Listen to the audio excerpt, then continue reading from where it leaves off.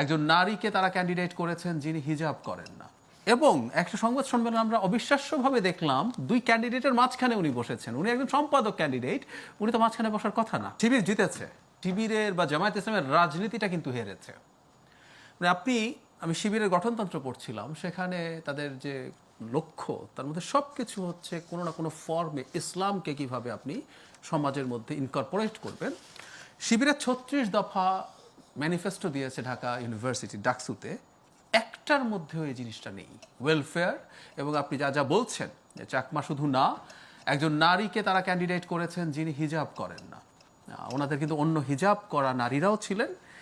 এবং একটা সংবাদ সম্মেলন আমরা অবিশ্বাস্যভাবে দেখলাম, দুই ক্যান্ডিডেটের মাঝখানে উনি বসেছেন। উনি একজন সম্পাদক ক্যান্ডিডেট, উনি তো মাঝখানে বসার কথা না, উনি বসেছেন মানে দুই ভিপি এবং জিএস ক্যান্ডিডেটের মাঝখানে।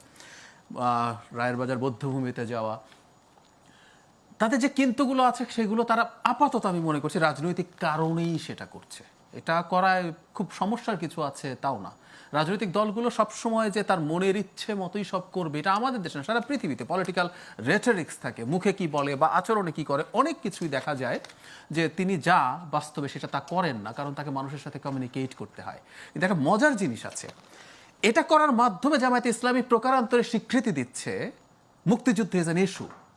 খেয়াল করবেন, ডাকসুর পর না অনেকে বলছে, আমি নিজে মুক্তিযুদ্ধ ইস্যু নিয়ে তখন কথা বলেছি, আমাকে অনেকে বলছে এই জেন জি এগুলো খায় না, একদম এরকম ভাষায় লিখছেন।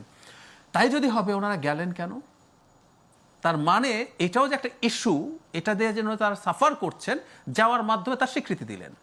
নট অনলি দ্যাট, তারা যখন তাদের যে আইডেন্টিটি, ধর্মীয় আইডেন্টিটির যে পলিটিক্স, সেটা সরিয়ে যখন ওয়েলফেয়ারের আলাপ করেন, তার মানে উনি এটা স্বীকৃতি দেন অন্তত এই দুইটা ইউনিভার্সিটিতে স্টুডেন্ট যারা আছেন তারা এই ধরনের আইডেন্টিটি পলিটিক্স পছন্দ করে না।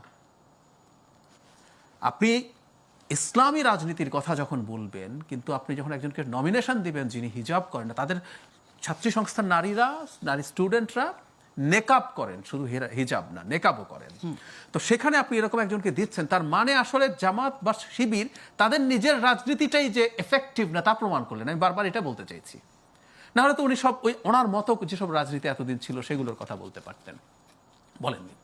সো তারা এটা করছেন এবং সম্ভবত এটার মাধ্যমে এই যে আমাদের একটা মধ্যপন্থী রাজনীতির বাজার আমাদের এখানে ভালো, এটা তারা রিয়েলাইজ করেছেন এবং তারা এটা অভিনয় করে হলেও আস্তে আস্তে এর মধ্যে ঢুকবেন বলে আমি মনে করি। আমি একটু যোগ করতে চাই যে আমাদের একজন গুরুত্বপূর্ণ নেতা আমার সাথে ব্যক্তিগত পর্যায়ে বলেছেন এবার তারা অনেক প্রার্থী পরিবর্তন করবেন। এমপির ক্ষেত্রে তারা বেশ কিছু অমুসলিম, বিশেষ করে সনাতন ধর্মাবলম্বী অনেককেই তারা নমিনেশন দেওয়ার সম্ভাবনা আছে।